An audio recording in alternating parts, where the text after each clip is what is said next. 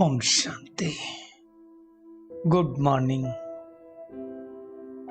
साकार मुरली 15 जुलाई 2021। बाबा का मीठा मीठा लेटर मीठे मीठे बच्चों के मीठे मंथन के लिए सतगुरु बाप दादा का वरदानी हाथ अपने सिर के ऊपर महसूस करते हैं और उनकी शांति भरी किरणों के नीचे बैठ जाते हैं। महसूस करें, मैं शांत स्वरूप आत्मा हूं, शांति के सागर की संतान हूं। मीठे बाबा ने कहा, मीठे बच्चे, तुम विकारों का दान दे दो तो राहु का ग्रहण उतर जाएगा। सबसे बड़ा जो दशा मानी जाती है, खराब दशा, दुर्दशा कहें, राहु की, केतु की।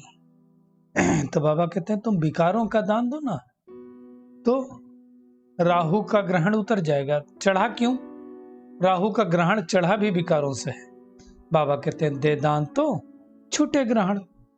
अब दुनिया वालों ने फिर क्या किया, इसके बजाय वो स्थूल दान देना चालू किया, उससे ग्रहण नहीं उतरेगा। आज का प्रश्न है, बृहस्पति बाप अपने भारतवासी बच्चों पर बृहस्पति की दशा बिठाने के लिए कौन सी स्मृति दिलाते हैं? बृहस्पति बाप मतलब शिव बाबा।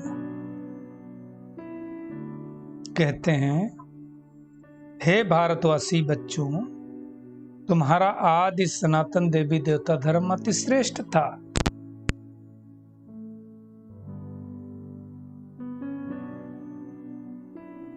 सतयुग में थे ना तो बहुत श्रेष्ठ थे। आदि सनातन देवी देवता धर्म था। बाबा कहते तुम सर्वगुण संपन्न 16 कला संपूर्ण थे, संपूर्ण निर्विकारी मर्यादा पुरुषोत्तम थे। अब तुम बच्चे, मुझ सागर के बच्चे, काम चिता पर बैठ काले हो गए हो, ग्रहण लग गया है, मतलब विकारों में हम चले गए, इसलिए आत्मा जो गोरी थी वो काली हो गई। बाबा कहते हैं मैं फिर से गोरा बनाने आया हूं। और जैसे ही आत्मा को स्मृति आ जाती है ना कि मैं आत्मा सतो प्रधान थी, तो फिर क्या होता है, हमारे ऊपर बृहस्पति की दशा बैठ जाती है। तो अब क्या करना है, एक बाबा की याद से विकर्मों को नष्ट करना है और बृहस्पति की दशा मिटानी है। आज का गीत, ओम नमो शिवाय। मैं आत्मा शिव परमात्मा को नमन करती हूँ। किसकी महिमा है? बेहद के बाप की, शिव बाबा की। वही हमारा पारलौकिक पिता है, सबका पारलौकिक पिता है। ऊंचते ऊंच है, उनका नाम है शिव। बगैर नाम रूप के तो कोई चीज होती नहीं है दुनिया में, फिर जाने क्या क्या नाम रख दिए। असल नाम शिव बाबा है। बाबा कहते हैं बृहस्पति की दशा, शुक्र की दशा, शनि की दशा, राहु की दशा। अब हमारे ऊपर कौन सी दशा है? बृहस्पति की। बृहस्पति अर्थात जिसकी महिमा सुनी, शिव बाबा की। बाबा समझाते हैं कि मैं बीज रूप हूं, चैतन्य हूं, सत चित। सत माने जिसका चित सच्चा हो, हमेशा सच्चा हो। सत चित आनंद कहते हैं ना उसको, सुख का सागर, आनंद का सागर, शांति का सागर। ये उस एक की महिमा है। बाबा कहते हैं महिमा तो सब गाते हैं। हे प्रभु आनंद दाता, ज्ञान हमको दीजिए, शीर्घ दुर्गुणों से दूर हमको कीजिए। बचपन से हम गाते रहे। दूर हुए दुर्गुण? नहीं हुए। क्यों नहीं हुए? सिर्फ गाया, समझा नहीं। अर्थ तो हम समझते ही नहीं ना, बस गाते रहते हैं। इसका क्या इम्प्लीकेशन होगा वो भी नहीं सोचते हैं। तो बाबा कहते समझते कुछ नहीं है।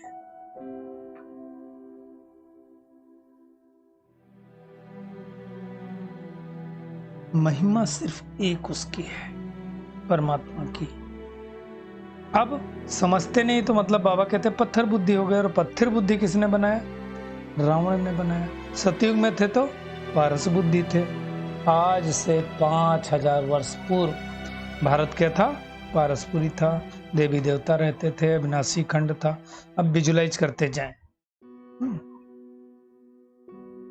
अब पत्थर बुद्धि बन गए। उसमें भी बाबा कहते खास भारत विकारों की अग्नि में जल गया। तो बाबा समझाते हैं कि मीठे मीठे लाडले बच्चों, जब तुम सतयुग में थे ना, तो तुम सर्वगुण संपन्न थे, तुम्हारी महिमा थी, क्योंकि वहां तो विकार होते नहीं।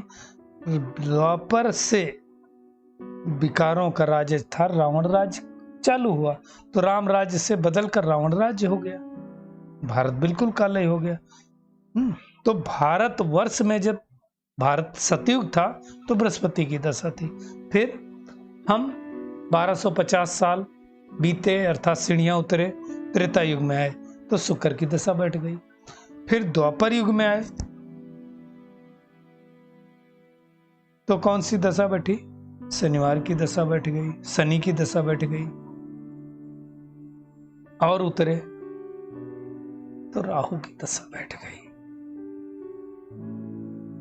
जैसे सूर्य का ग्रहण लगता ना, वैसे आत्मा को ग्रहण लग गया। तो याद रखना, बृहस्पति की दशा, शुक्र की दशा, शनि की दशा और राहु की दशा। सबसे गड़बड़ राहु की दशा। तो अब ये सब ज्ञान कौन देगा? परमात्मा के सिवाय दे नहीं सकता, किसी को मालूम ही नहीं है। विराट रूप में दिखाते हैं ना, ब्राह्मण, देवता, क्षत्रिय, वैश्य, शूद्र।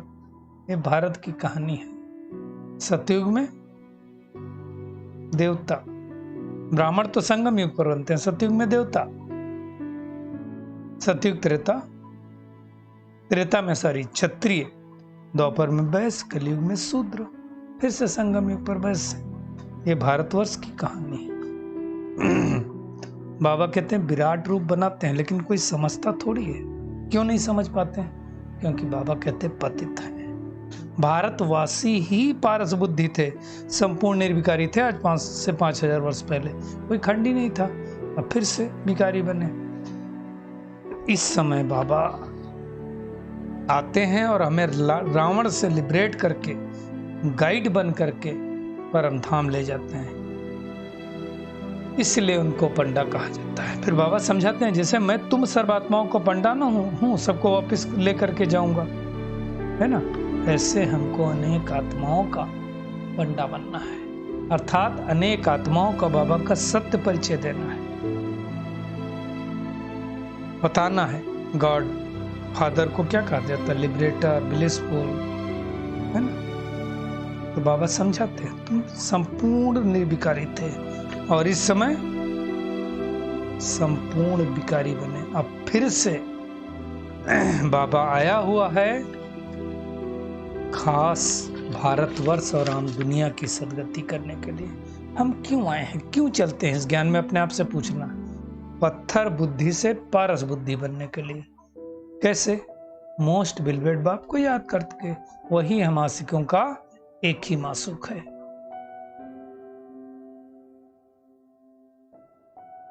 बाबा कहते हैं जो ज्योति है ना, पॉइंट ऑफ लाइट की है ना, ये देखो सब धर्मों में, सब देशों में उसकी पूजा होती है, अलग अलग नाम से होती है, लेकिन करते ही सब है। शिव के मंदिर तो भारत में बहुत है, जिसको शिवालय कहते हैं।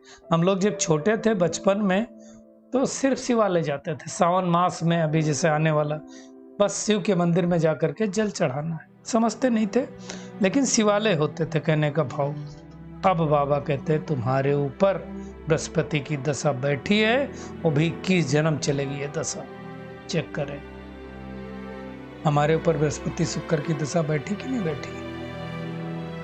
दशा बैठना मतलब परमात्मा से अगर हमारा कनेक्शन जुड़ा है तो दशा बैठी है। दुनिया वाले तो नहीं जानते, महिमा गाते तुम माता पिता हम बालक तेरे, समझते कुछ नहीं। क्यों? सतयुग त्रेता में घनेरे सुख थे। अब हम भूल गए अपने धर्म को, देवी देवता धर्म को ही भूल गए, तो धर्म भ्रष्ट, कर्म भ्रष्ट हो गए तो दुख हो गया। तो बाबा स्मृति दिलाते हैं कि तुम्हारा धर्म सर्वश्रेष्ठ था, अब तुम नीच पापी कंगाल बन गए हो। क्या गाते हैं? ओम जय जगदीश हरे, ओम जय जगदीश हरे। फिर लास्ट की लाइन है क्या? मैं मूर्ख खलकामी, एक लाइन आती ना। अब हर दिन अपने को अगर ऐसे आशीर्वाद देंगे तो क्या बन जाएंगे? As you think so you become. अच्छा सोचना। देखिए, वो अच्छी आरती है, किसी और की गाई हुई है। हमको अपने भाव अर्पण करना है परमात्मा को, अपनी सोच को अर्पण करना है। ये सारी ज्ञान कोई और नहीं देता है। तो बाबा कहते हैं अभी तुम नीच पापी कंगाल बन गए हो, तुम ही देवताओं के पुजारी। अब क्या हुआ? अब हम देवता तो कहला नहीं सकते, तो हिंदू को कहलाते हैं। तो बाबा कहते कितने क्या हाल हो गया, कितने पतित बन गए। बाबा कहते इस दुनिया का अंत होना है, इसके लिए महाभारत लड़ाई गाई हुई है। बाबा कहते हैं भगवान वाच, मैं तुमको राजयोग सिखलाता हूँ, राजयोग सिखला करके 21 जन्मों का मालिक बनाता हूँ, फिर तुम पुजारी से पूज्य बन जाते हो। तो आज बाबा किस युग में कौन सी दशा होती है वो समझा रहे हैं। परिवर्तन तो होना है। तो बाबा कहते हैं मीठे मीठे बच्चे, मन मना भाव अर्थात मन ही मन याद करो। किस बाबा ने कहा? शिव बाबा ने कहा। बाबा आता भी कब है? जब सारा झाड़ जर्जरी भूत अवस्था को पा जाता है, पुरानी हो जाती दुनिया, फिर से नया बनाने आना पड़ता है। बाबा कहते हैं सतयुग में तो 9 लाख होंगे, फिर सतयुग अंत में 2 करोड़, त्रेतांत में 33 करोड़ लोग होंगे। बहुत छोटा झाड़ होता है, तो फूलों का झाड़ और कांटों का फॉरेस्ट होता है। बाबा कहते हैं मुगल गार्डन देखो कितना अच्छा है। तो हमको ऐसा बनाना है, और ऐसा बनाने के लिए सबसे पहले ऐसा बनना है। तो बाबा कहते हैं बड़े प्यार से मीठे लाडले बच्चों, तुम्हारे ऊपर बृहस्पति की दशा है। अब अगर हमने दान दे दिया विकारों का तो बृहस्पति की दशा है, नहीं तो फिर कोई दूसरी ही दशा है। चेक करें हमने विकारों का दान दिया कि नहीं दिया। और विकारों का दान दे दिया तो फिर ये शरीर छोड़ करके शिवालय में आएंगे। शिवालय अर्थात जो भारतवर्ष सतयुग बनेगा उसमें आएंगे। शिवालय में तो बहुत सुख है, सतयुग को शिवालय कहा जाता है ना। तो उस दुनिया में ले चलने के लिए बाबा हमको पढ़ा रहे हैं। दुनिया वाले कोई गंगा में स्नान करता है, कोई गंगोत्री में, जाने कहाँ कहाँ स्नान, कोई त्रिवेणी में, लेकिन कोई पावन बना नहीं। स्नान करने जाते हैं मतलब पतित तो हैं, ये पक्का है। पावन बनेंगे एक बाबा की आस से। तो कितना याद करना चाहिए उस बाबा को, उस पारसनाथ बाप को बड़े प्यार से। तो आज का होमवर्क क्या है? एक तो अपनी चेकिंग करके विकारों का कितना दान दिया है वो चेक करना है, क्योंकि दान देने से ही ग्रहण छूटेगा और हमारे ऊपर बृहस्पति की दशा बैठेगी। फूलों के बगीचों में जाने के लिए कांटे निकाल देना है। पारसनाथ बाप को बड़े प्यार से याद करना है।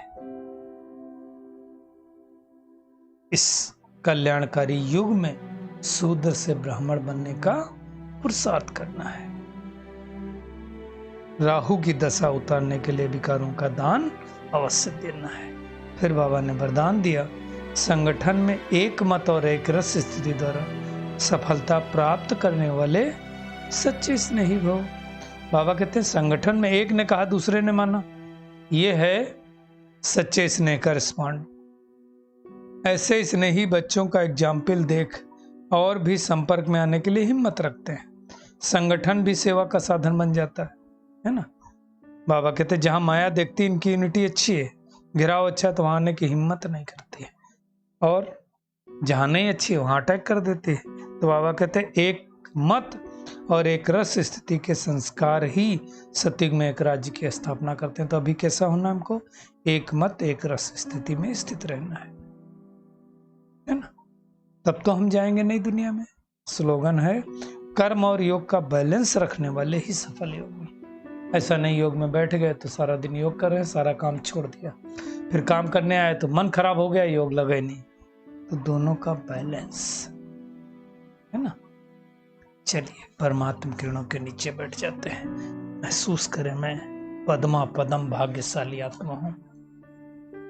बृहस्पति की दशा मेरे ऊपर बैठी है, इस दशा के आधार पर ही मैं आत्मा सतयुग में जाऊंगी, त्रेता युग में जाऊंगी, 21 जन्मों तक मेरे ऊपर ये दशा बैठी रहेगी। अब मुझे एक बाबा की याद के द्वारा राहु की दशा से मुक्त होना है। मन मना भव मंत्र के द्वारा